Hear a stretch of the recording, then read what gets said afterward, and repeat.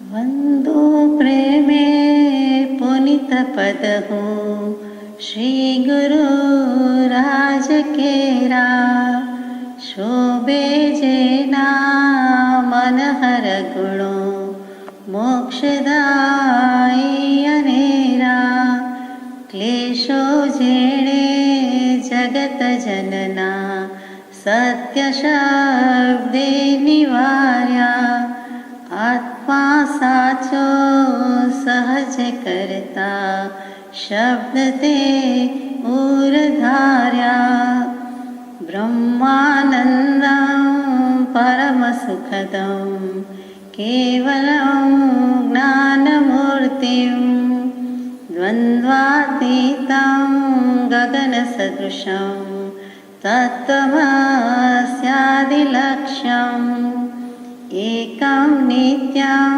विमलमचलं सर्वधी साक्षिभूतं भावातीतं त्रिगुणरहितं श्रीवसिष्ठं नतास्म भावातीतं त्रिगुणरहितं श्रीवसिष्ठं नतास्म।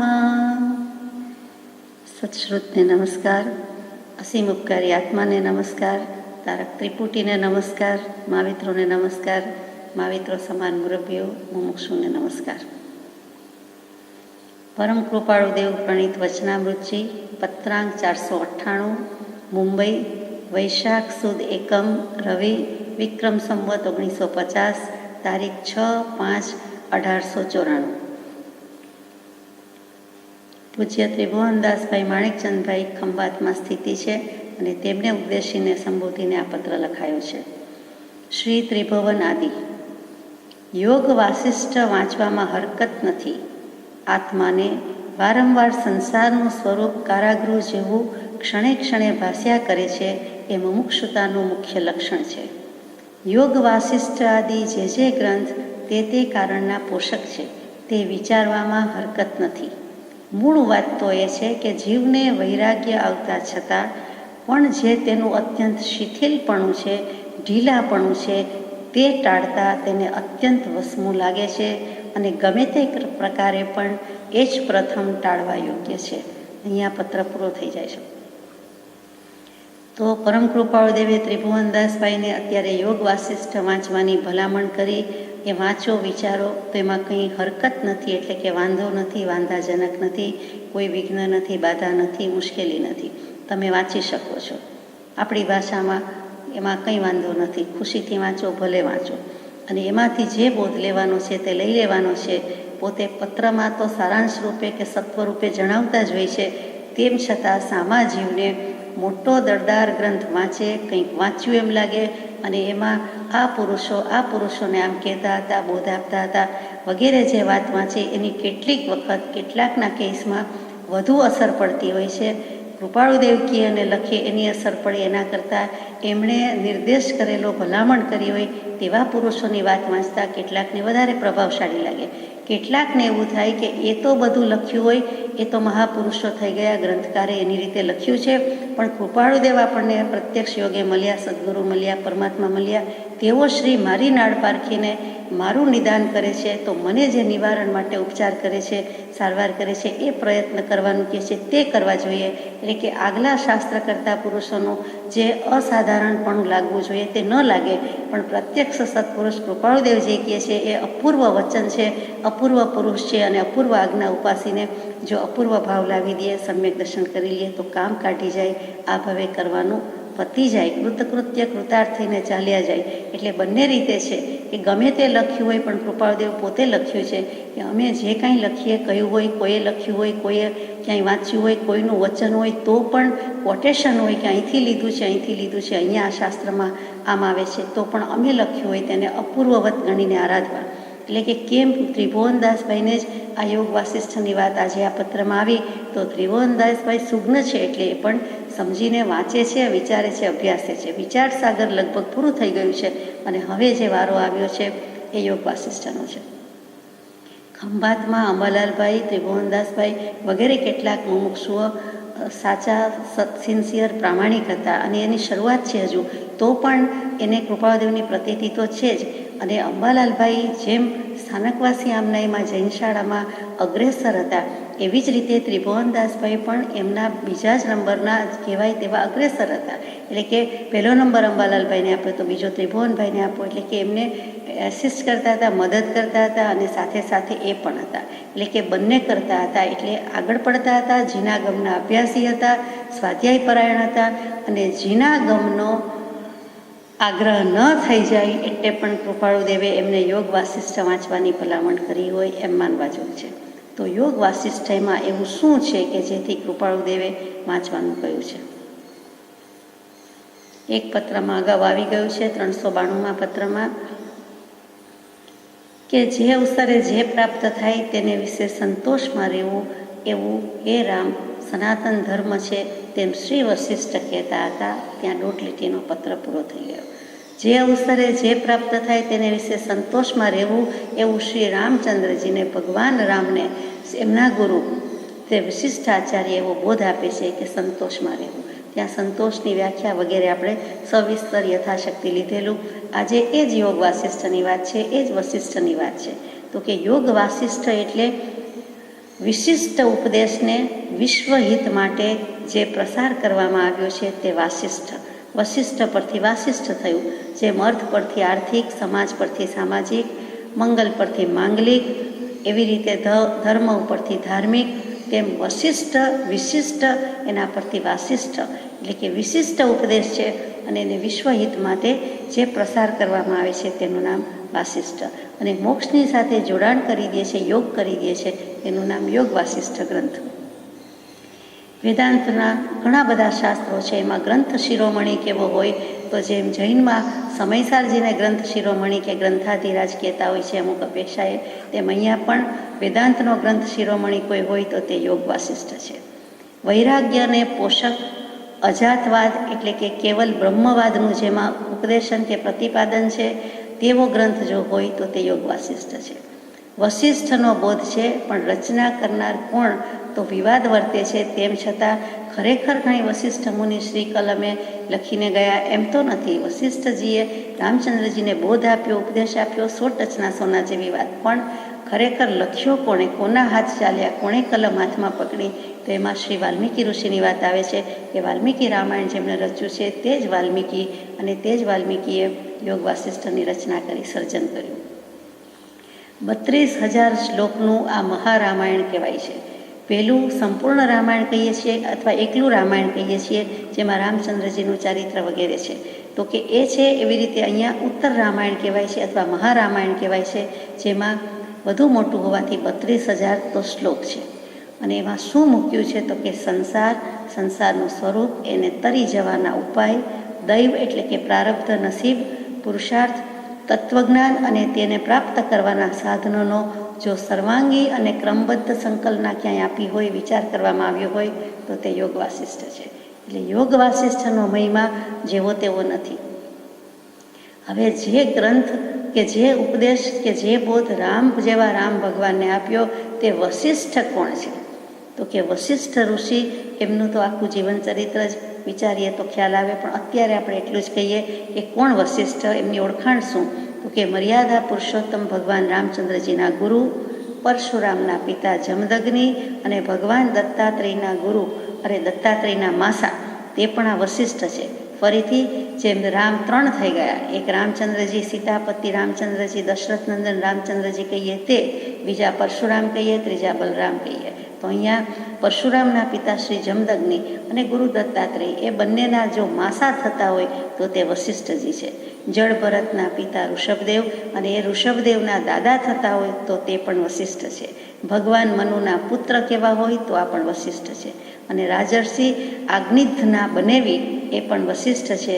દેવી દેવહૂતિના જમાઈ તે પણ વશિષ્ઠ છે.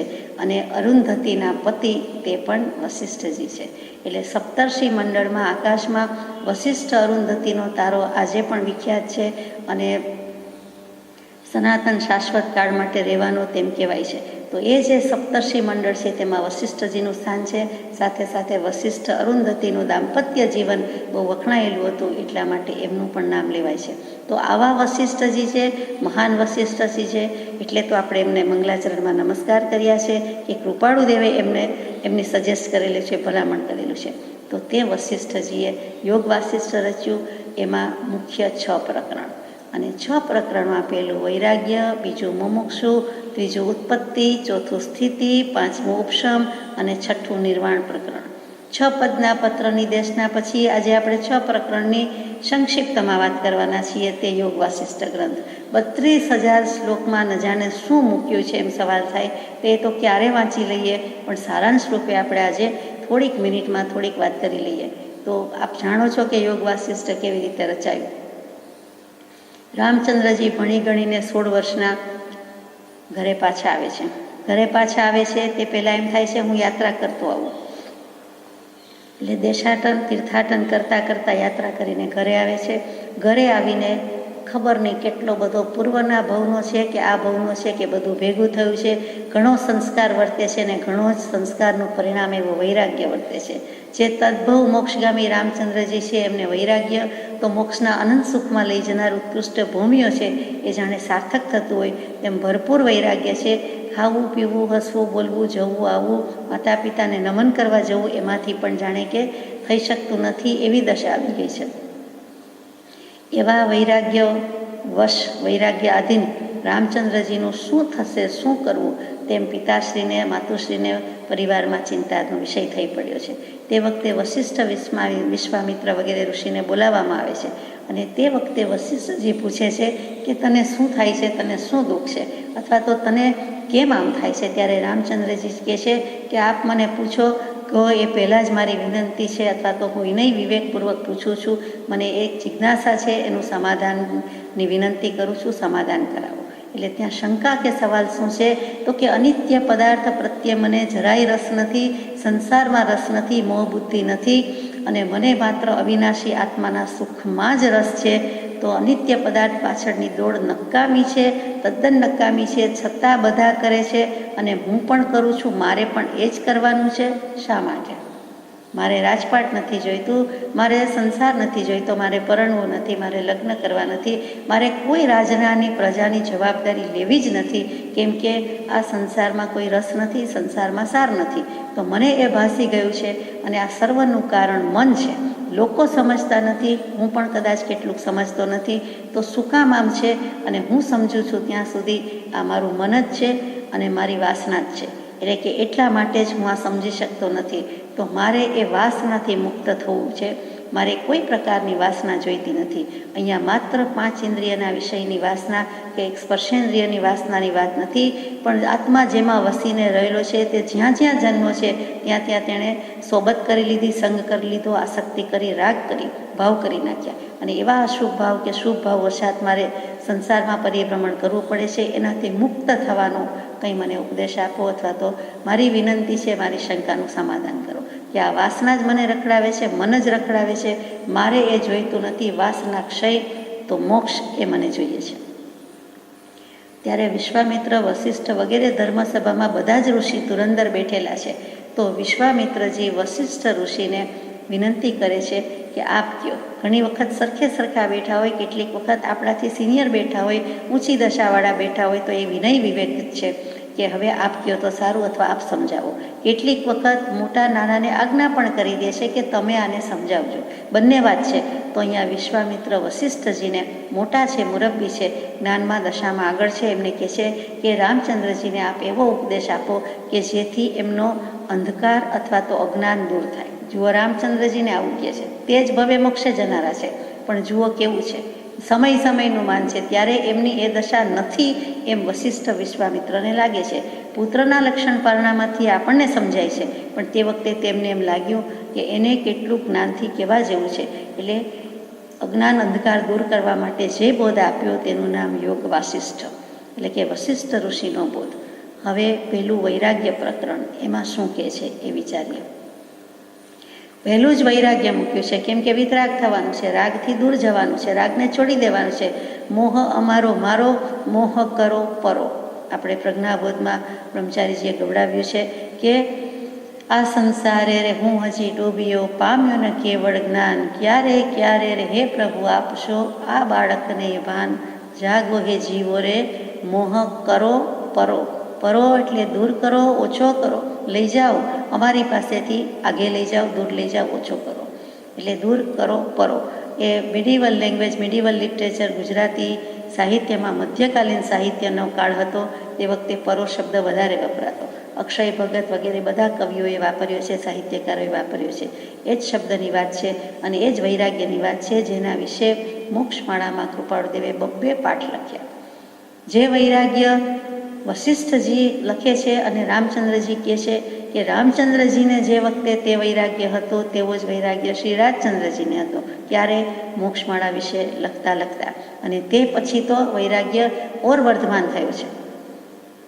એ વૈરાગ્ય શું? તો કે યોગ વશિષ્ઠમાં કયા પ્રમાણે જગતના પદાર્થોનું મિથ્યાપણ અને નશ્વરતા દર્શાવી છે કે આત્મા અવિનાશી છે, વસ્તુ દેહ વગેરે પદાર્થ છે એ તો વિનાશી છે, પણ અવિનાશી આત્મા અને અવિનાશી સુખનો દેનાર આત્મા જળમાં જળનાર નથી, છતાં લોકો જળ પદાર્થ, અનિત્ય પદાર્થ પાસેથી સુખની અપેક્ષા રાખે છે, પણ જળમાંથી મળવાનું નથી, જળવાનું નથી.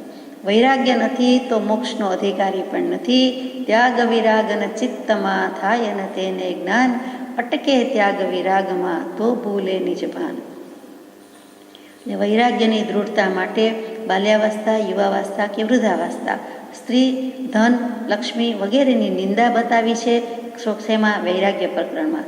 અને કાળ દેવતાને નમસ્કાર કર્યા છે. કાળની ગતિ 2 રોકટોક છે, અલંઘ્ય અને અનતિક્રમણીય છીએ. કોઈ એની સામે કંઈ કરી શકે તેમ નથી. એની ઝપટમાં ગમે ત્યારે ગમે તે વ્યક્તિ ગમે તે સમય આવે તો કાળની ગતિનું પણ વર્ણન આપી દીધું છે. ટૂંકમાં વૈરાગ્ય પ્રકરણનો સાર તો કે તું નહીં તો કુછ ભી નહીં હે. વૈરાગ્ય નથી તો મોક્ષની વાત જ નથી, એનો અધિકાર જ નથી. પાયામાં પહેલી ઈંટ વૈરાગ્યની જોશે, આખો પાયો વૈરાગ્યથી ભરપૂર હશે, લદોલદ હશે તો જ એના ઉપર ઇમારત મોક્ષની ચણાશે. મોક્ષનો મહેલ કે મોક્ષની ઇમારત ત્યાગ વૈરાગ્ય વિના નથી. અહીંયા તો વૈરાગ્ય જ લીધો છે પહેલો, પછી એમાંથી ઓટોમેટિક ત્યાગ આવી જ જાય છે. બીજું પ્રકરણ છે મુમુક્ષુ પ્રકરણ. આ ચિત્તરૂપી વન છે, એમાં વાસનારૂપી નદી છે અને પ્રબળ વેગથી દોડી રહી છે કે ચાલી રહી છે કે વહી રહી છે, એમ કહીએ તો ઠીક. વહી રહી છે, પ્રોસેસ ચાલુ છે, ક્રિયા પ્રક્રિયા એની વર્તમાનતા બતાવે છે, ક્યારેય પૂરી થઈ નથી. ચિત્તરૂપી વન કીધું, વાસનારૂપી નદી કીધી અને એનો પ્રવાહ કે વેગ ધસમસતો ભલે શાંત નીર કહેવાય પણ વહેતો જાય છે. અને તેનો સહચારી થવાથી મનુષ્ય અવશ્ય અજ્ઞાન સાગરમાં જઈને ભળે છે કે પડે છે.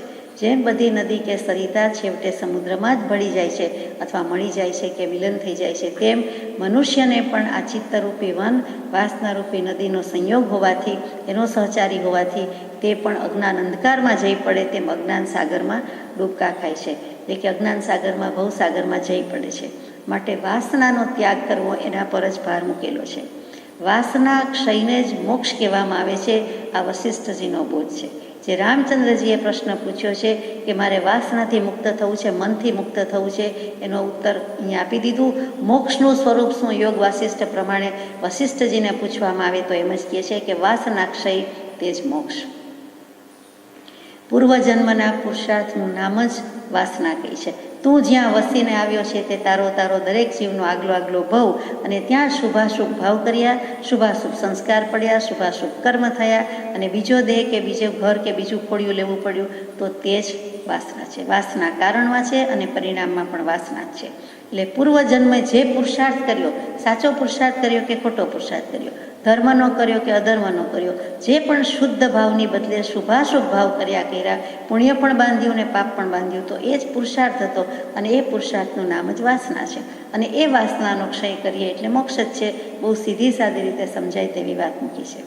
એ મોક્ષના દરવાજાને 4 દ્વારપાળ મૂકેલા છે. કયા મૂક્યા છે? તો કે શ્રમ, વિચાર, સત્સંગ અને સંતોષ.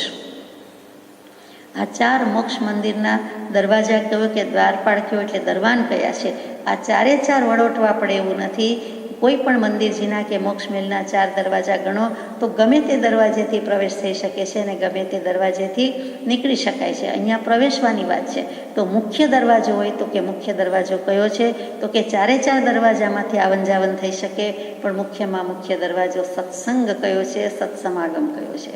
એટલે 4માંથી 1 દરવાજો હોય તો પણ પ્રવેશી શકાય, પણ મુખ્ય જે એન્ટ્રન્સ હોય છે કે ભગવાનની તદ્દન સન્મુખ શું છે, ભલે 4 દિશામાં દર્શન થતા હોય અથવા બિરાજમાન કર્યા હોય તો પણ જે મેઇન એન્ટ્રન્સનો મહિમા છે તે જ અહીંયા કહ્યું છે. મુખ્ય તો સત્સંગ, સત્સંગ અને સત્સંગ. અહો સત્પુરુષના વચનામૃત મુદ્રા, અને છેલ્લે જે કહ્યું તે સત્સમાગમ. સત્પુરુષનો સમાગમ સંસાર સમુદ્રથી તરવાની નૌકા અથવા નાવડી અથવા જહાજ અથવા વહાણ, અને સફરી જહાજ પ્રભુશ્રીજીના શબ્દોમાં કે સફર કરાવે જ કરાવે. આખા વહાણમાં ભવસાગર પૂરો તરાવી દે, સફર કરાવી દે, અને ક્યાં લઈ જાય તો કે મોક્ષ નગરીમાં પહોંચાડે જ પહોંચાડે. ડેસ્ટિનેશન પોઈન્ટ પર લઈ જ જાય, ઉતારી જ દે, તે મોક્ષ સુધીની સફર કરાવે, સફળ રીતે કરાવે. તેનું નામ સફરી જહાજ. બધા જહાજમાં સફર થાય છે પણ આ મોક્ષની જ છે, અને મોક્ષની નાવડીની ઘણી મહિમા છે. જે શંકરાચાર્યજીએ પણ કહ્યું કે ક્ષણમપી સજ્જન સંગતિ રેખા ભવતી ભવાર્ણવતરણે નૌકા. એક ક્ષણ કે ક્ષણાર્ધનો સત્સંગ હોય, સમાગમ હોય તો પણ જીવને ભવસાગરથી ડૂબાડી દેવાની બદલે તરાવી દે છે. એમાં ડૂબાતું નથી. જેમ પૃથ્વી ઉપર ડૂબાય નહીં તેવી રીતે ભવસાગરમાં પણ ડૂબાય નહીં, એટલે કે તરાય જ.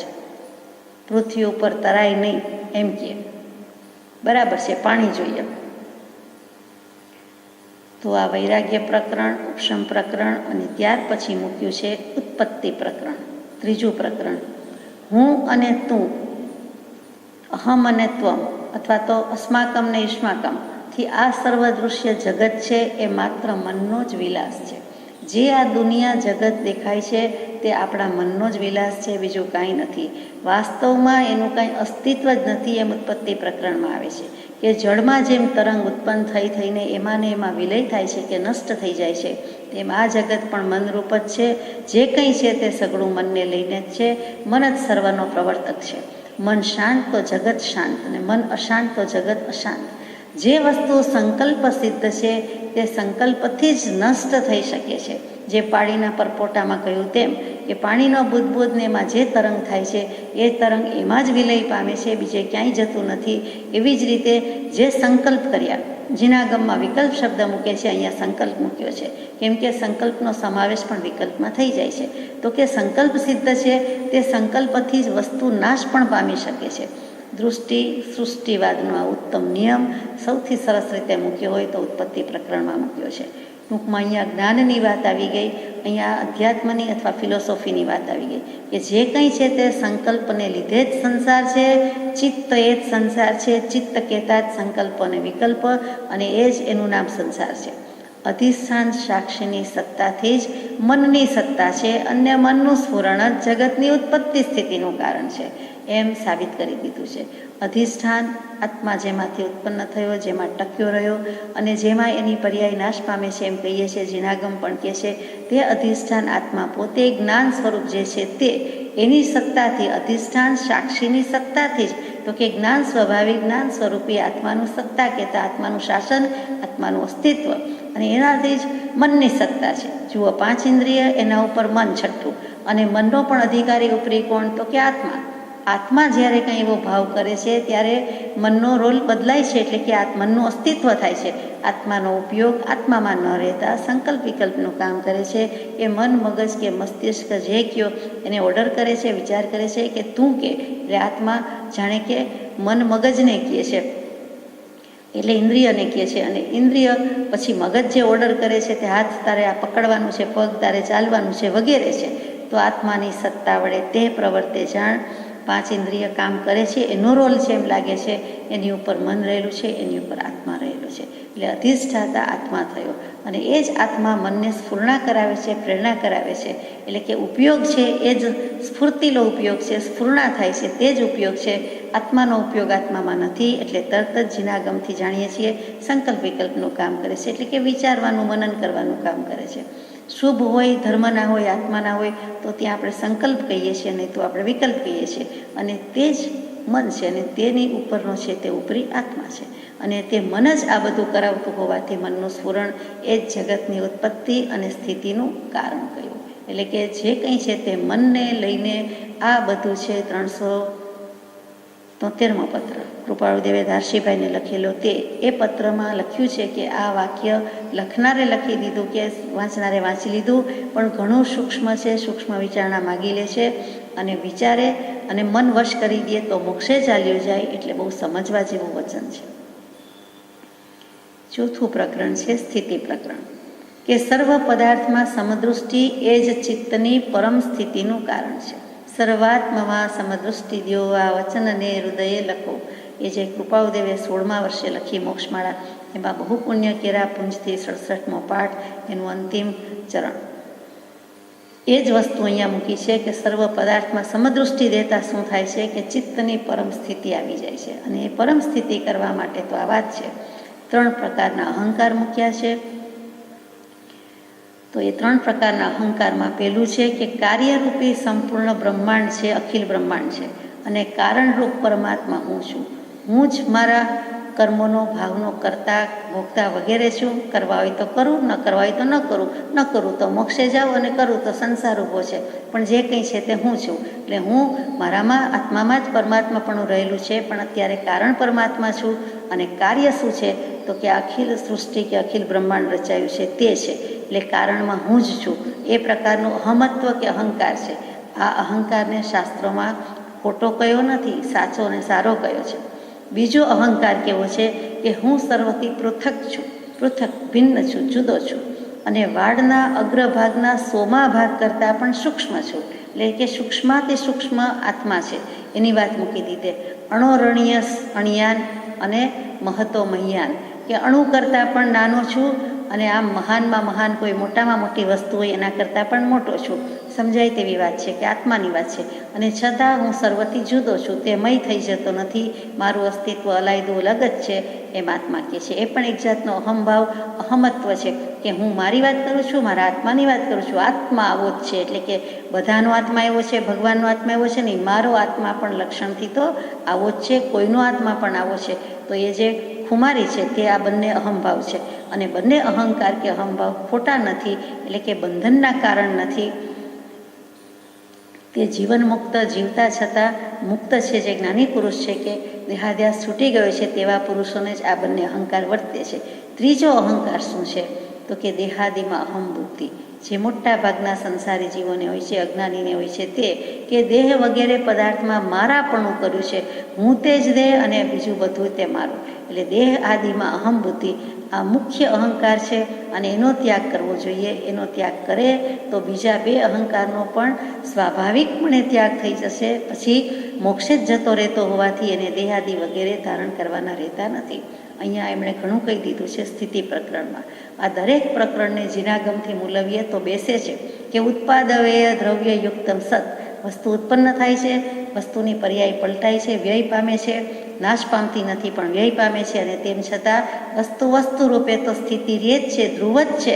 ધ્રુવનો તારો યાદ આવી જાય કે જાણે કે શાશ્વત સનાતન સમય માટે એ સ્થિર છે.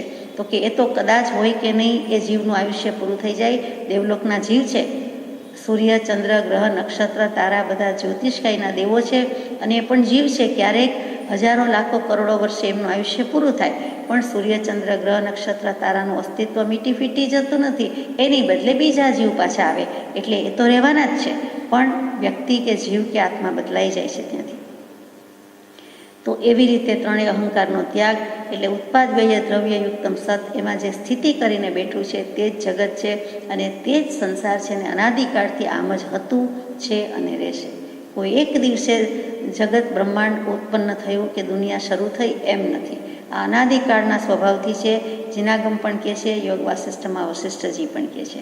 અને આપણે એ રીતે મૂલવીએ કે સમય સમયે પર્યાય બદલાય છે તેમ બદલાય છે, પણ એના વસ્તુ એટલે કે દ્રવ્ય અને એના ગુણ તોકબંધ કાયમ ટકી રહે છે. 5મું ઉપશમ પ્રકરણ, અહમ, ત્વમ અને એતત. અહમ હું, ત્વમ તું અને એતત એટલે આ. એટલે આ હું, તું ને આ તે પેલોનો જે પરસ્પર ભેદ છે તે પણ કલ્પનામય જ છે. અને તે કલ્પના જ છે, સત્ય નથી, વાસ્તવિકતા નથી, હકીકત નથી. તેને નિવૃત્ત કરવાનો ઉપાય છે. કયો ઉપાય છે? મનોનિગ્રહ. મનને વશમાં રાખવું, મનને અંકુશમાં રાખવું, કાબૂમાં રાખવું, તેનું નામ મનોનિગ્રહ. મોક્ષમાળામાં એક આખો પાઠ કૃપાળદેવે મૂક્યો છે, મનોનિગ્રહના વિઘ્ન. એ મનોનિગ્રહ, જ્યાં સુધી ચિત્તની સત્તા છે ત્યાં સુધી દુઃખ જ છે. જ્યાં સુધી ચિત્ત છે, એનું અસ્તિત્વ છે, મનડીભાઈ છે, મનડુભાઈ છે, મનજીભાઈ છે, ત્યાં સુધી તો ચિત્તને સંસારમય જ છે. મન છે તેને ચિત્ત કહી દીધું અને તે સંકલ્પ વિકલ્પ કરાવે છે અને તે સંસાર ઊભો કરે છે. અને સંગ એ જ સંસારનું કારણ છે. તો સંગ એટલે સોબત, સાહચર્ય અથવા તો સંગાત કરીએ તે સંગ. કોણ? તો કે સંગ એટલે અહીંયા અનર્થોનું કારણ કહી દીધું છે, આશાનું કારણ કહી દીધું, સંસારનું કારણ કહી દીધું, આપત્તિનું કારણ કહી દીધું. તો અહીંયા પ્રશ્ન થાય કે સંગ શું છે? સંગ ભાવ કહીએ છીએ, સાથે કરવાનો ભાવ તે. તો કે સંગ એટલે આસક્તિ, સંગ એટલે રાગ. છપદના પત્રમાં આવ્યું કે તે પુરુષો સર્વ સંગથી રહિત થયા છે. તો તે પુરુષોએ શું કર્યું છે? તો કે જન્મ જરા મરણનું ભવચક્ર મિટાવી દીધું. સર્વ સંગથી એટલે સર્વ પ્રકારની આસક્તિથી રહિત થયા છે, સર્વ પ્રકારના રાગથી રહિત થયા છે. માટે સ્વ સ્વરૂપમાં અવસ્થાન કે સ્થિતિ કરી ચૂક્યા. તો એ જ વસ્તુ અહીંયા આવી કે ઉપશમ પ્રકરણ, ઉપશમ ભાવ નથી તો પછી ક્ષય ક્યાંથી થાય? ને ક્ષય નથી તો મોક્ષ ક્યાંથી થાય? એટલે કે વિષય કશાયનું ઉપશમન થાય છે અને એના કારણે ઉપશમ સમ્યક દર્શન કે ઉપશમ ભાવ પ્રગટે છે અને પછી નિર્વાણ પામે છે. અને છઠ્ઠું જે છે તે નિર્વાણ પ્રકરણ. રામચંદ્રજીને વશિષ્ઠજીએ ઉપદેશ આપ્યો છે 32,000 શ્લોકમાં. એમાં નિર્વાણ પ્રકરણ તો બહુ છેલ્લે શરૂ થાય છે. 5 પ્રકરણ પૂરા થાય છે પછી નિર્વાણ પ્રકરણ. કેટલો બધો બોધ કે ઉપદેશ આપ્યો છે, પછી છેલ્લે કહ્યું છે કે નિર્વાણ કેમ થાય કે ક્યારે થાય. આપણને તો ધીરજ ખૂટી જાય એવું લાગે. શરૂઆતમાં જ પૂછીએ કે મારો મોક્ષ કેમ થાય, અથવા તો પૂછ્યું તું તો એમ જ, જિજ્ઞાસા તો એમ જ હતી કે મન જ બધું કરાવે છે અને વાસના જ છે, તો મને વાસના ક્ષય કેવી રીતે થાય તેનો ઉપાય બતાવો. પણ સ્ટેપ બાય સ્ટેપ ક્રમબદ્ધ રીતે યોગ વાસિષ્ઠમાં વશિષ્ઠજી લેતા જાય છે. એટલે એક પછી એક પ્રકરણ કે પહેલું વૈરાગ્ય, તો રામચંદ્રજીને તો ભરપૂર વૈરાગ્ય હતો, તેમ છતાં કહે છે કે સારું છે, તેમ છતાં આગળ જવાનું. પછી મુમુક્ષુ પ્રકરણ, એ પણ હતા, તીવ્ર મુમુક્ષુ હતા, મોક્ષાભિલાષી હતા. પછી ઉત્પત્તિ સ્થિતિ દ્વારા જ્ઞાન આપ્યું કે જગતની સ્થિતિ શું છે, સ્વભાવથી આમ જ રહેલું છે અને તે પ્રમાણે જ જગત છે, એમાં કાંઈ ફેરફાર થઈ શકે એવું નથી, આમ સ્વીકાર કરવાનો છે. એટલે ત્યાં એમના જ્ઞાનનો, એમના ભાવનો, એમની બુદ્ધિનો જે કંઈ વચન પ્રરૂપ્યા એમનો સ્વીકાર કર્યો છે. અને ત્યાર પછી ઉપશમ ભાવમાં આવવું જોઈએ, એ ઉપશમ બતાવ્યું છે. અને ત્યાર પછી કહે છે હવે મોક્ષ છે, જેમ આપણને પણ કૃપાળુદેવે કહ્યું આત્મા છે એની દૃઢતા કરાવી. પછી નિત્યતા, એનો અનુભવ કરો. પછી આત્મા કરતા છે, કઈ અપેક્ષાએ છે, ભોગતા છે તો કઈ દૃષ્ટિએ છે.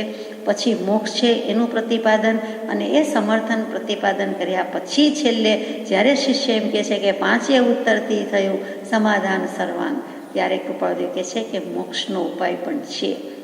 આટલું છે એટલું માનો, શ્રદ્ધા કરો, તો પછી પ્રતિજ્ઞા લેવી તો સહેલી પડશે. પહેલાં અસ્તિત્વનો સ્વીકાર કરો. એ જ બોધ લગભગ આપણને અહીંયા લાગે કે નિર્વાણ પ્રકરણ, કે હું ચિન્મય છું, ચિત્ત સ્વરૂપ છું, હું આત્મા છું, શુદ્ધાત્મા છું, મારાથી કોઈ વસ્તુ ભિન્ન નથી, જુદી નથી. આ આખું સંસાર ચક્ર જે અનાદિકાળથી ચાલી રહ્યું છે તે વાસ્તવમાં મારા સ્વરૂપથી ભિન્ન નથી. મારું સ્વરૂપ એટલે શું? તો કે આત્માનું સ્વરૂપ. આત્માનું સ્વરૂપ શું? તો કે સચ્ચિદાનંદ સ્વરૂપ. સચ્ચિત આનંદ, એ જ આત્માના ગુણ છે અને એ જ સુખ છે અને એમાં જ હું રહું. મારું ખરેખર તેટલું જ છે, તે જ ધન છે, તે જ લક્ષ્મી છે, તે જ મૂડી છે. બીજું બધું મારું નહીં. સારું માઠું, સાચું ખોટું, ખરાબ બધું થયા કરે તો થયા કરે, પણ તેથી હું જુદો એવો આત્મા છું. તેથી પૃથક, તેથી જુદો, તેથી અલગ, એને હું જોનારો, જાણનારો છું. જેવા ભાવ કરું તેવો થાવ. બાકી મારે આત્માનો સ્વભાવ તો સુખનો જ છે અને સુખમય નગરીમાં કે મોક્ષ મહેલમાં જ રહેવાનું હોય. આ તો દેહ ધર્યો છે, પણ દેહ નથી ધર્યો દેહ વિષય વધારવા, નથી ધર્યો દેહ પરિગ્રહ ધારવા. હું કાંઈ વિષય પરિગ્રહમાં રહેવા માટે આ દેહ ધર્યો નથી, પણ મારે તો જે કાંઈ કરવું છે તે મારું સ્વરૂપ છે, એના ભાનમાં સતત શાશ્વત સનાતન કાળ માટે રહી જવું છે. એ ભાનમાં સ્થિતિ કરવી છે. સહજ સ્વરૂપથી રહિત નથી, પણ સહજ સ્વરૂપે સ્થિતિ થવી, તેને શ્રી વિતરાગ મોક્ષ કહે છે. વચ્ચે આવ્યું તે ભાન નથી. તે ભાન શ્રી સદગુરુદેવ અહીંયા શ્રી વશિષ્ઠજી રામચંદ્રજીને કરાવી રહ્યા છે. અને તેથી નિર્વાણ પ્રકરણ બહુ ટૂંકમાં પૂરું થયું. બધું કહી દીધું. પછી પ્રકરણની રીતે તો ઘણું લાંબુ છે, સવિસ્તર બતાવ્યું છે. સારાંશ રૂપે તો અઢી લીટીમાં આવી ગયું કે હું ચિન્મય છું, હું ચિત્ત સ્વરૂપ છું. શું? શુદ્ધ બુદ્ધ ચૈતન્ય ઘન સ્વયં જ્યોતિ સુખધામ. બીજું કહીએ કેટલું કર વિચાર તો પામ. આ વશિષ્ઠનો ઉપદેશ અને અહીંયા પરમ કૃપાળુદેવનો ઉપદેશ આપણને બંનેની તુલના થઈ જાય છે, બંનેનું સામ્ય દેખાય છે. જ્યાં નહીં જેવો ફરક હશે તે પણ દૃષ્ટિગોચર થાય છે. પછી પ્રશ્ન થાય કે આવા યોગ વાસિષ્ઠની ભલામણ કરી તો કૃપાળુદેવે બધી જ્ઞાનની જ વાત મૂકી કે જ્ઞાન જ લેવાનું કહ્યું, તો યોગ વાસિષ્ઠમાં ભક્તિ નથી. તો કહીએ કે યોગ વાસિષ્ઠ ગ્રંથમાં ભક્તિ પણ છે. અને એમાં કેવી રીતે ભક્તિ છે? તો કે ઉપશમ પ્રકરણનો 33મો અધ્યાય, તેમાં પ્રહલાદ જ્યારે વિષ્ણુ ભગવાનની સ્તુતિ કરે છે એ અદ્ભુત છે. આખા યોગ વાસિષ્ઠમાં એની એ ભક્તિ વખણાય છે, પ્રહલાદ ટુ વિષ્ણુ. વિષ્ણુ ભગવાનની સ્તુતિ જે પ્રહલાદે કરી છે એમાં જે ભક્તિ રસ રેલાવ્યો છે તે અદ્ભુત છે. તેની નોંધ લીધા વિના રહેવાતું નથી. બીજી રીતે બીજી ભક્તિ બીજી જગ્યાએ મળે છે તે તો કે વશિષ્ઠજી જ્યારે શંકર ભગવાનને મળ્યા અને ત્યાર પછીની વશિષ્ઠજીએ જે સ્તુતિ કરી છે તે પણ અત્યંત અદ્ભુત ભક્તિ રસથી ભરેલી છે. એટલે કે યોગ વાસિષ્ઠમાં માત્ર જ્ઞાનની શુષ્ક દેખાય તેવી વાત નથી, એ પણ અત્યંત અનિવાર્ય છે. પણ માત્ર જ્ઞાનની વાત નથી, માત્ર સ્વાધ્યાય થાય એવું નથી, પણ એમાં ભક્તિ ભારોભાર છે. જોકે ભક્તિ વિના તો આમ પણ કંઈ થઈ શકે એવું નથી. વૈરાગ્ય અને ભક્તિ બે સાથે જ જાય છે, પણ તેમ છતાં સ્વાધ્યાય અને ભક્તિ પણ લગભગ સાથે છે, પણ જીવને જુદા લાગે છે. અમુક સ્ટેજ સુધી જુદું લાગે છે. હકીકતમાં જ્ઞાની પુરુષનો લક્ષ્ય તો એક જ છે, અને તે આત્માને પામવાનો, સ્વરૂપમાં સ્થિતિ કરવાનો. એટલે વૈરાગ્ય અને ભક્તિ બંને ગાયા છે. ભક્તિનો મહિમા પણ જેવો તેવો નથી.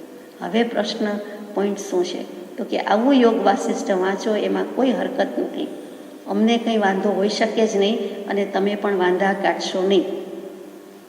પરંતુ જૈન હોવા છતાં અને જૈન આગમનો અભ્યાસ કરતા હોવા છતાં યોગ વાસિષ્ઠમાંથી જેટલું સમ્યક છે એટલું ગ્રહણ કરી લેવાનું છે. અને આ ભક્તિ જન્મે જૈનને હોતી નથી, બીજાને છે.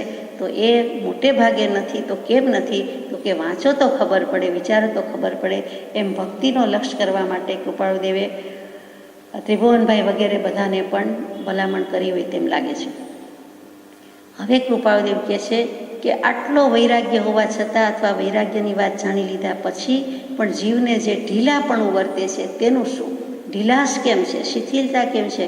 પોતે પોતાનો ઉહાપો ઉત્કટપણે આગલા પત્રમાં મૂક્યો છે કે હું પણ જે આ કરું છું તે વિશેષ અપરાધીની પેઠે વ્યવસાય, વ્યવહાર વગેરે સાચવી લઉં છું, પણ મને પણ દોષ લાગે છે અને હું દોષિત જ છું. આપણે કહીએ ને પછી હું ન સમજું તો મારા જેવું કોઈ મૂર્ખ નહીં કે અપરાધી નહીં, એમ કૃપાળુદેવ પોતે પોતાના માટે લખે છે.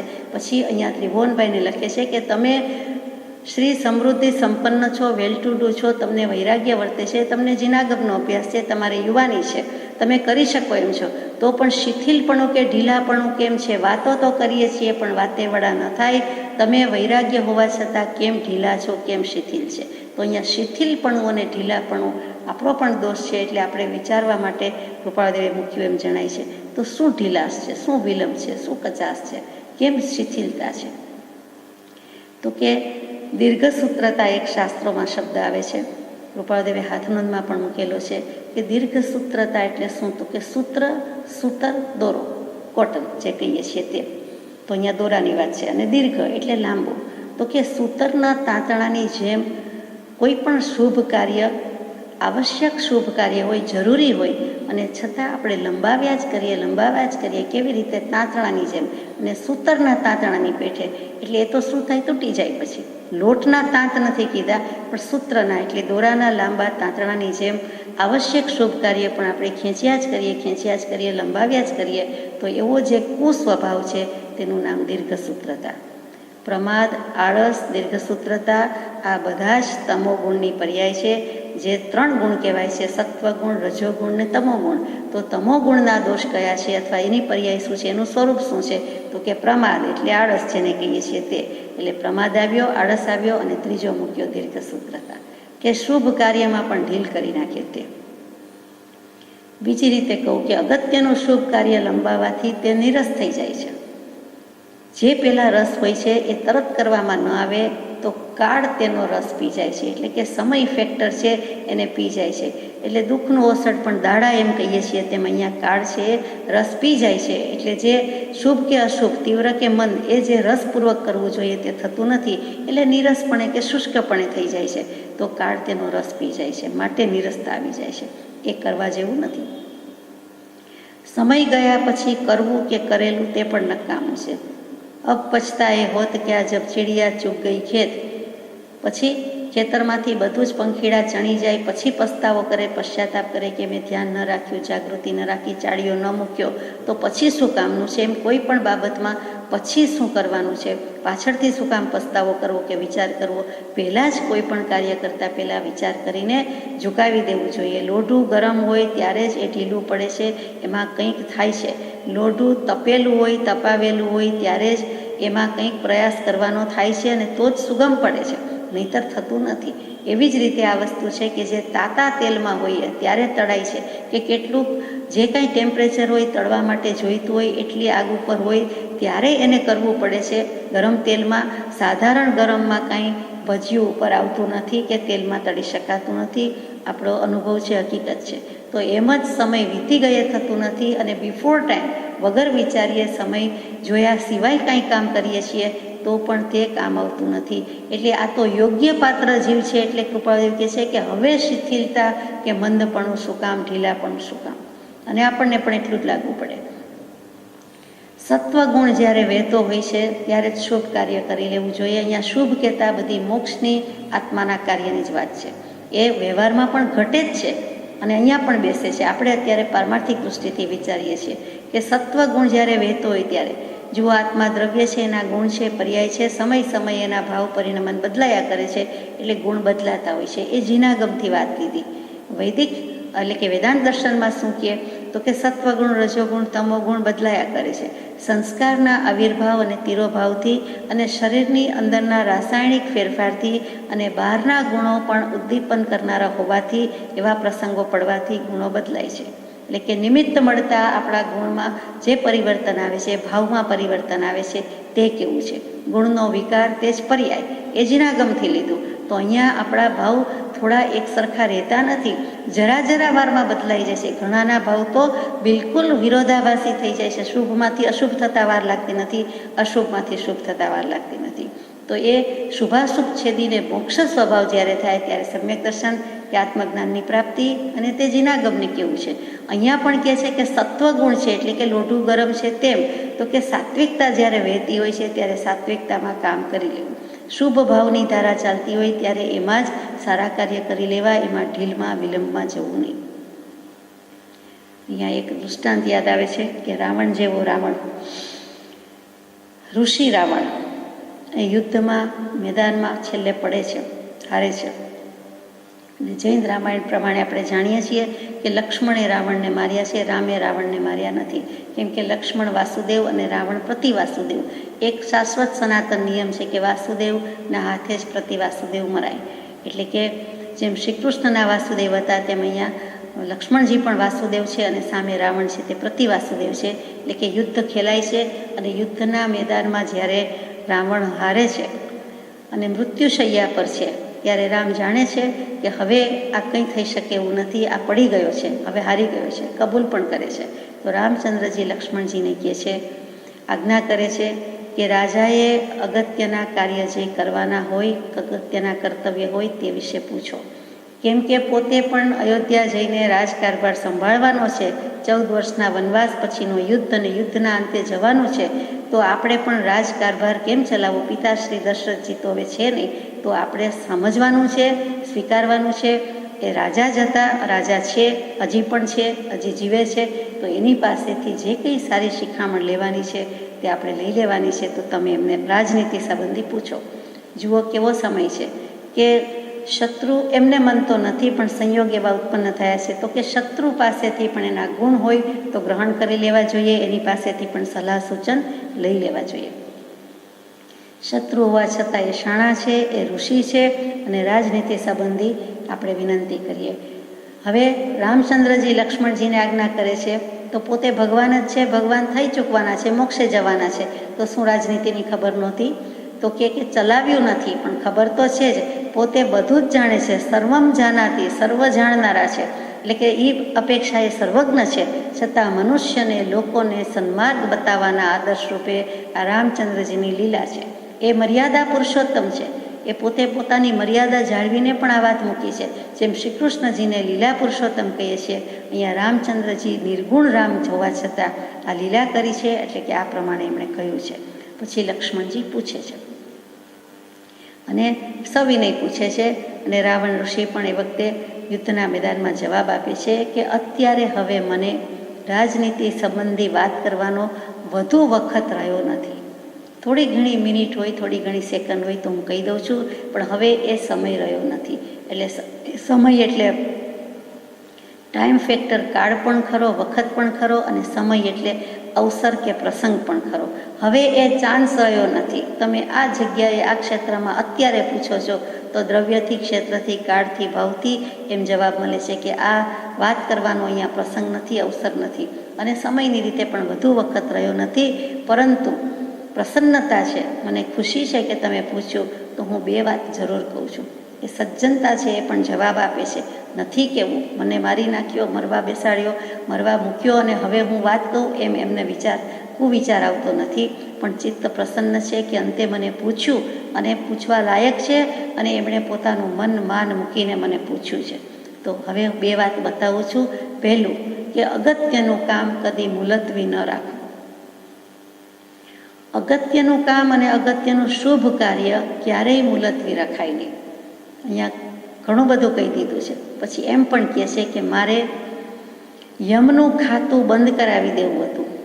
આ રાવણ ઋષિ બોલે છે કે આ યમ બધાને કંડળેને મૃત્યુ આવે એ મારે નહોતું જોઈતું, અને મારા કેસમાં તો મારે નહોતું જ જોઈતું. એટલે કે છે મારે યમનું ખાતું બંધ કરાવી દેવું હતું, અને નરકનું ખાતું પણ નકામું કહેવાય, એટલે કાઢી નાખવું હતું. કોઈ જીવને દુઃખ ન પહોંચે, મને પણ ન પહોંચે. એટલે એમ કરીને યમ અને નરકના બે ખાતા બંધ કરવા હતા. જે ઇમ્પોસિબલ વાત છે એ એમના લિસ્ટમાં હતી, કામના લિસ્ટમાં, યાદીમાં હતું, અને હું કરી શક્યો હોત, પણ મને એટલો વખત ન રહ્યો, અને મેં જે કાંઈ છે તે ઢીલમાં પાડ્યું. મારી શિથિલતા હતી. આજે કરીશ, કાલે કરીશ, પછી કરીશ, હું કરવાને સમર્થ છું, તો હો જાયગા એમ કરીને જે તપ, રીતિ, સિદ્ધિ લબ્ધી હોય એ રીતે પણ મેં ફોરવી નહીં કે મેં કર્યું નહીં. મારે બીજું કામ એ હતું કે સમુદ્રને મીઠો કરવો હતો. સમુદ્રનું પાણી ખારું કહેવાય, પણ મારે સમુદ્રને મીઠો કરવો હતો, અને ઢીંચણ સમો કરી દેવો હતો. એની વિશાળતા, ગંભીરતા, ઉદારતા છે, પણ સાવ નાનો કરી દેવો હતો. અફાટ સમુદ્ર નહીં, અગાધ સમુદ્રની પણ ઢીંચણ સમા પાણીથી એવો કરવો હતો. આ બધી અશક્ય વાત લાગે તેવી છે, આપણને જરૂર લાગે, પણ એ કહે છે હું કરી શક્યો હોત જ, કરી બતાવ્યું હોત, પણ આજકાલ કરતાં કરતાં આટલા વર્ષો નીકળી ગયા અને મેં ન કર્યું. ને મારી સલાહ સૂચન છે કે અત્યંત અગત્યના શુભ કાર્યમાં ક્યારેય મુલતવી રાખવા નહીં, એટલે કે ઢીલા પડવું નહીં, ઢીલાશ રાખવી નહીં. અને બીજી વાત છે તે શત્રુને કદી નાનો ન ગણવો. ગમે તેવો પણ નાનો દુશ્મન તે દુશ્મન આપણું મન દૂષિત કરાવી દે, આપણા ભાવ દૂષિત કરાવી દે, અને રજનું જ ગજ થતું હોય છે, એટલે એને ક્યારેય નાનો ગણવો નહીં. મનુષ્ય મને શું કરી શકશે? હું તો મોટો ઋષિરાજ છું, લબ્ધિધારી છું, હું વિદ્યાધર મનુષ્ય છું. આ મને વનવાસી રામચંદ્રજી કે લક્ષ્મણજી શું કરવાના છે? એ મારી પાસે શું ટકવાના છે? એ તો 14 વર્ષના વનવાસમાં કેવા નિર્બળ દુર્બળ થઈ ગયા છે, અને હું તો મોટો તપસ્વી છું. મારી પાસે આત્માનું બળ પણ છે, શરીરનું બળ પણ છે, અને હું આટલો મોટો મહાન, મને વાનર સૈન્ય શું કરી શકવાનું છે? એની પાસે સેનાઈ કોની છે, કેવી છે? વાનરની છે. તો આ મારી પાસે શું હિસાબમાં છે? એમ મેં શત્રુને નાનો ગણ્યો. પણ શત્રુને કદી નાનો ન ગણવો. આ તો રામચંદ્રજી મોટા જ મહાન જ હતા. એમના હાથે જ મારું મરણ છે, એમની પાસે મારું મરણ છે. સત્પુરુષના શરણમાં, સમીપમાં મને મરણ મળે છે. જેમ ભીષ્મ પિતામહ હતા, એમ જ અહીંયા રાવણ ઋષિની બાણશૈયાની વાત કરીએ તો એ વાંચવા જેવી છે. આખું એક રાવણ સંહિતા નામનું શાસ્ત્ર છે. ઘણા વર્ષો સુધી, હમણાં સુધી નહોતું મળતું, હવે મળતું થયું છે. ઓરિજિનલ મળતું થયું છે. કોપી તો કરી નાખી હોય કોઈએ, પણ આ તો રાવણ સંહિતા પણ હવે મળે છે. એ રાવણ ઋષિની વાત ચાલે છે. એ રાવણ ઋષિએ શાંતિનાથ ભગવાનની સ્તુતિ કરતા, 16મા તીર્થંકર શાંતિનાથ ભગવાનની સ્તુતિ કરતાં કરતાં જીન નામ, ગોત્ર, કર્મ બાંધી દીધેલું તે જ રાવણ ઋષિ છે. ભવિષ્યમાં ઘણા કાળ પછી તીર્થંકર દેવ થવાના છે, એટલે કે રાવણનો પણ મોક્ષ થવાનો છે, અને જૈનો પણ ફૂલ ફ્લેજ સંપૂર્ણ રીતે અત્યારે મહાવીર સ્વામીને પૂજે છે, સિમંદર સ્વામીને પૂજે છે, ઋષભદેવ ભગવાનને કે બધા તીર્થંકર દેવને પૂજે છે, એવી જ અદાથી એવી જ સ્ટાઇલથી એમને પણ પૂજશે. કેમ કે રાવણ ઋષિ હતા, તીર્થંકર નામ કર્મ બાંધી દીધું છે, નિકાચિત કર્મ બાંધી દીધું છે. અને કેવી રીતે? તો કે રાવણ તરીકેના ભૌમાત શાંતિનાથ ભગવાનની સ્તુતિ કરતાં કરતાં અને મંદોદરીજી સામે શાસ્ત્રીય નૃત્ય હોય અને ભગવાન પાસે કરી રહ્યા છે ને તે વખતે એ જે વાદ્ય કે વાજિંત્ર હતું એનો એક તાર તૂટી ગયો, રાવણની વીણા કહીએ છીએ તે, અને તે તાર તૂટી ગયો અને અનુસંધાન તૂટી ન જાય, મંદોદરીનું તૂટે નહીં ને પોતાનું પણ અનુસંધાન તૂટી ન જાય. ભગવાન સાથેની ભક્તિ સાથે એટલી તન્મયતા છે, સ્થિરતા છે કે પોતાની નસ કાપી, પગની નસ કાપવાનો રિવાજ કદાચ ત્યારથી જ વ્યવહાર શરૂ થયો છે. પગની નસ ત્યારે ને ત્યારે કાપીને તારની જગ્યાએ બાંધી દીધી. શિરાધમની બધું કેટલું પાતળું હોય છે, રક્તવાહિની વગેરે, અને તેમણે તે વાજિંત્રના સૂર આત્માના સંગીત સાથે બરાબર રેલાવી દીધેલા, એક તાન થઈને કરેલું. અને તે પ્રકૃષ્ટ અતિ ઉત્તમ શુદ્ધ ભાવમાં એમને જીનેશ્વરનું તીર્થંકર નામગોત્ર બંધાઈ ગયું. તે રાવણની ઋષિ રાવણની ભક્તિને પણ આપણા આ તકે નમસ્કાર છે. અને તે મંદોદરીજી બંને કેટલા સુગ્ન સુપાત્ર જીવ છે. એટલે સીતાજીની માતા જ છે જૈન રામાયણ પ્રમાણે મંદોદરી. એટલે રાવણ અને મંદોદરી એટલે સીતાજીના માતા પિતા જ છે. પણ કોઈક જ્યોતિષીએ આ જ્યોતિષ વિદ્યા કેવું કામ કરે છે કહી દીધેલું કે પુત્રીના હાથે જ તમારું, પુત્રીના નિમિત્તે જ તમારું મરણ છે. એટલે તરત જ મંદોદરીએ પુત્રી રત્નનું પ્રાપ્તિ થઈ છે અને પેટીમાં પધરાવી દીધેલું, ચિઠ્ઠી વગેરે લખી દીધેલું આપણે જાણીએ છીએ. એ તરતી પહોંચી ગઈ અને તે જે ખેતરની જમીન કે ત્યાં ખેતરમાંથી મળ્યા જનકજીને, એ જ હળ ખેડતા કે ખેતર ખેડતા મળ્યા તે જ આ સીતાજી અને તેના જ માતુશ્રી. એટલે મંદોદરીને સીતા પ્રત્યે પણ ઘણો જ ભાવ છે, પુત્રી વાત્સલ્ય જ હતું. કારણ કે પુત્રી જ હતા, એ ઓળખી શકે કે ન ઓળખી શકે, પણ એને એટલું વાત્સલ્ય હતું. એટલે અશોકવનમાં પણ એમણે એમનું એટલું જ રક્ષણ કર્યું છે. એ પણ જેવી તેવી વાત નથી. તો રાવણ ઋષિ અને રાવણને દશાનન કહીએ છીએ, 10 મોઢા કહીએ છીએ, તે બીજું કંઈ નથી. આત્મરામને જગાવવા માટે જે દશાનન છે, એટલે કે 10 ધર્મ આત્માના છે. ઉત્તમ ક્ષમા, માર્દવ, આર્જવ, સત્ય, શૌચ, સંયમ, તપ, ત્યાગ, અકિંચન્ય અને બ્રહ્મચર્ય. જે દિગંબર આમનાથી પર્યુષણના 10 દિવસ 10 ધર્મ આત્માના 10 લક્ષણ એટલા માટે જ હશે. અને તે દશાનન એટલે કે 10 લક્ષણ પ્રગટાવવાનો જેણે પુરુષાર્થ કર્યો છે, પણ તે ભવે નથી કરી શક્યા. ભવિષ્યમાં ભાવિ કાળમાં તીર્થંકર થઈને કરી શકશે. તો એ 10 શત્રુ પણ છે. આ 10 લક્ષણ છે, એની સામે 10 મહાદોષ લઈને ફરતા હતા એ રાવણ, અભિમાન વગેરે, અહંકાર વગેરે. તો એ 10 દોષનો ક્ષય કરવા માટે, 10 ગુણની પ્રાપ્તિ માટે જેનો પુરુષાર્થ એ રાવણ, એટલે એને દશાનન કહીએ છીએ. અને તે કરવાનું છે. તો ટૂંકમાં આ દૃષ્ટાંત પરથી એટલું કે શુભસ્ય શીઘ્રમ, જે કંઈ કરવું તે જલ્દી કરવું અને વિલંબમાં મૂકવું નહીં, મનને ઢીલું મૂકવું નહીં, મનને વિલું મૂકવું નહીં. અહીંયા આપણે વાત કરી રહ્યા છીએ ભલે યોગ વાસિષ્ઠની, પણ વસ્તુ શું છે તો કે શિથિલપણું અને ઢીલાપણું તે ન રાખવું. તે કૃપાળદેવનો બોધ. અશુભ કામને લંબાવવું તેમાં લાભ છે. આ વાત સાથે બીજી પણ એક વાત કરી લઈએ. એ પણ યોગ વાસિષ્ઠમાં મૂકેલું જ હશે કે એક મુનિપુત્ર ચિરકારી છે, એનું નામ જ ચિરકારી, અને મુનિના પુત્ર છે. પણ માતા કોઈક ગુનામાં આવી ગયા છે, કંઈક અપરાધ થઈ ગયો છે. એટલે પિતા આજ્ઞા આપે છે કે તારા માતુશ્રીનું તારા હાથે જ વધ કરવાનું છે, મસ્તક ઉડાડી દેવાનું છે. આજ્ઞા કરીને પિતાશ્રી તો બહારગામ ચાલ્યા ગયા. પુત્રને વિચાર આવે છે કે ગમે તેવો દોષ હોય, પણ ગમે તેમ તોય મા તે માં, બીજા બધા વગડાના તો મારે માનો દોષ ગમે તે હોય, પિતાની આજ્ઞા ગમે તેવી હોય, પણ મારે હણી નાખવા નથી. હું આ કામ કરી શકું નહીં, કરવું જોઈએ, વિચાર્યા વિના કરી જ નાખવું જોઈએ. શુભસ્ય શીઘ્ર, પણ આ તો અશુભ છે. એટલે અશુભસ્ય અશીઘ્ર, એટલે આ કાંઈ મારે જલ્દી કરવાનું હોય નહીં. એટલે વિચારમાં 1 વર્ષ વીતી ગયું. પિતાશ્રી આવી ગયા અને પિતાશ્રીએ સત્ય હકીકત જાણી અને કહ્યું કે તમે તારા માતાને બચાવી લીધા, બચી ગયા, બહુ સારું થયું. નહીં તો મને સ્ત્રી હત્યા, માતૃહત્યાનો વધનું પ્રેરણા કરનાર તરીકે પણ દોષ લાગત, અને એ નિર્દોષ છે.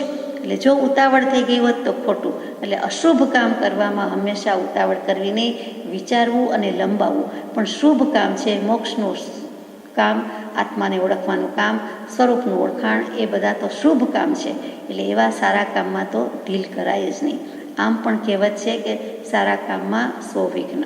એટલે કે એમાં તો બધા વિઘ્ન આવીને નાખે અને ઊભા જ હોય, એને ગણકારવા જેવા નથી અને અવગણી નાખવા જેવા છે. અને મોક્ષ જેવું કંઈ મંગળ કામ બીજું એક પણ નથી. એટલે સારા કામમાં 100 વિઘ્ન અને શુભસ્ય શીઘ્રમ, માટે જલ્દી જ કરી દેવું તે બોધ છે. અને આપણને એટલો જ લાગુ પડે છે. યોગ વાસિષ્ઠ આદિ જે ગ્રંથ તે કારણના પોષક છે. કયા કારણના? તો કે આત્માને વારંવાર સંસારનું સ્વરૂપ કારાગૃહ જેવું ક્ષણે ક્ષણે ભાસે છે. મુમુક્ષુમાંથી તીવ્ર મુમુક્ષુ થાય છે. મુમુક્ષુ કહેતા જ સર્વ પ્રકારની મહાશક્તિથી મૂંઝાઈને જે એક મોક્ષ માર્ગને વિશે યત્ન કરે છે તે મુમુક્ષુ. 254માં નંબરમાં કૃપાળદેવે જ વ્યાખ્યા મૂકી.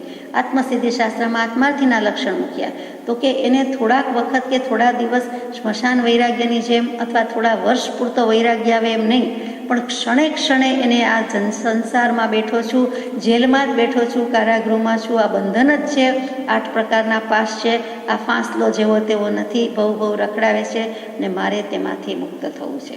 એવું જે વારંવાર થવું તે મુમુક્ષુતાનું મુખ્ય લક્ષણ છે.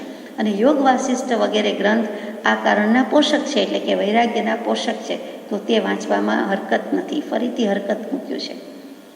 મૂળ વાત તો એ છે કે જીવને વૈરાગ્ય આવતા છતાં પણ જે તેનું અત્યંત શિથિલપણું, ઢીલાપણું તે ટાળતા તેને અત્યંત વસમું લાગે છે, સમૂહ લાગતું નથી. જ્ઞાનીના ગમમાં જેમના નાકો તેમના સમા. જ્ઞાનીનું સઘળું સમ્યક છે, સમૂહ છે. જ્ઞાનીની આજ્ઞા પ્રમાણે કરે તો બધું સમ્યક છે, નહીં તો જાતે નિજ છંદે ગમે તેટલા માઇલ કાપે તો પણ સ્વચ્છંદ છે અને પરિશ્રમથી થાકી જાય છે, પણ એને મોક્ષ મળતો નથી, મોક્ષનો ઉપાય જડતો નથી. એટલે સમજે તો આ જીવ સહજમાં મોક્ષ છે, નહીં તો અનંત ઉપાય પણ નથી. એ કૃપાળદેવને કહેવું છે. અને ગમે તે પ્રકારે પણ એ જ પ્રથમ ટાળવા યોગ્ય છે. એટલે કે વૈરાગ્ય આવી ગયો તો ભલે, હવે જે શિથિલપણું છે તે કાઢવાનું છે. અહીંયા આ પત્ર પૂરો થાય છે. એના પછીનો પત્ર છે, કોને લખાયો છે તે ખબર નથી, પણ આ જ ભાવનું છે. પત્રાંક 499, મુંબઈ, વૈશાખ સુદ નોમ, વિક્રમ સંવત 1950, તારીખ 13/5/1894. જે વ્યવસાય કરી જીવને ભાવ નિદ્રાનું ઘટવું ન થાય તે વ્યવસાય કોઈ પ્રારબ્ધ યોગે કરવો પડતો હોય તો તે ફરી પાછા હઠીને મોટું ભયંકર હિંસાવાળું દુષ્ટ કામ જ આ કર્યા કરું છું એવું ફરી વિચારીને આ જીવમાં ઢીલાપણાથી જ ઘણું કરી મને આ પ્રતિબંધ છે એમ ફરી નિશ્ચય કરીને જેટલો બને તેટલો વ્યવસાય સંક્ષેપ કરતા જઈ પ્રવર્તવું થાય તો બોધનું ફળવું થવું સંભવે છે. અહીંયા પત્ર પૂરો થઈ જાય છે કે જે વ્યવસાય કરી જીવને ભાવ નિદ્રાનું ઘટવું ન થાય તે. કૃપાળદેવને પોતાને તો ભાવ નિદ્રા ટળી ગઈ છે, રાત્રિ વ્યતિક્રમી ગયું, પ્રભાત થયું અને ભાવ નિદ્રા ટાળવાનો પ્રયત્ન કરજો એમ 11-12-14 વર્ષે મોક્ષમાળા લખી તેનું પ્રથમ વચન કે રાત્રિ વ્યતિક્રમી ગઈ, અનંતકાળનો અંધકાર, અનંત ભવનું પરિભ્રમણ હવે સમાપ્ત થયું. ગઈ વાત તે ગઈ વાત, વીતી ગઈ તે વીતી ગઈ, એ વિતક શું ખોલવા. તો હવે નિદ્રા ગઈ છે, રાત્રિ વ્યતિક્રમી ગઈ, પછી પ્રભાત થયું તો કે હવે સવાર પડ્યું છે, તો હવે પ્રભાત થયું છે, મનુષ્ય ભાવ મળ્યો છે, આપણને તો કૃપાળદેવનો યોગ થયો છે. હવે ભાવ નિદ્રા એટલે કે મિથ્યાત્વ, અજ્ઞાન વગેરે છે એના વડે ઊંઘી ગયેલા છીએ, મોહ વડે મત્ત થયેલા છીએ, એ ટાળવાનો પ્રયત્ન કરજો. એટલે અહીંયા કૃપાળદેવ ત્રિભુવનભાઈ માટે લખે છે કે જે વ્યવસાયથી કરીને જીવને ભાવ નિદ્રાનું ઘટવું ન થાય, એટલે કે ઊંઘતા જ છો, જાગો છો ક્યાં, મિથ્યાત્વ જ છે, હજી ક્યાં સમ્યક દર્શન કે આત્મજ્ઞાન થયું છે, તો ભાવ નિદ્રાનું ઘટવું ન થાય તે વ્યવસાય કોઈ પ્રારબ્ધ યોગે કરવો પડતો હોય તો પણ ફરી પાછા હટવું. પોતાને લાગુ પડે છે, પણ આ વસ્તુ તો ત્રિભુવનભાઈને લાગુ પડે છે કે પોતાને તો મિથ્યા દશા નથી, પોતાને તો સમ્યક દશા જ્ઞાન પ્રાપ્ત થઈ ગયું છે. કૃપાળદેવની તો પરમાત્મા જેવી દશા છે. સામાજીવને લખે છે કે તમારે વ્યવસાયથી રિટાયર થવા જેવું છે, થાક્યા નથી, પાછા હટી જવા જેવું છે. જુઓ, ભર યુવાની જ છે, તેમ છતાં કૃપાળદેવ શું કે અંબાલાલભાઈ શું કે ત્રિભુવનભાઈ શું પણ છતાં આમ જ લખે છે કે આમાં શુભસ્ય શીઘ્રમ હોય.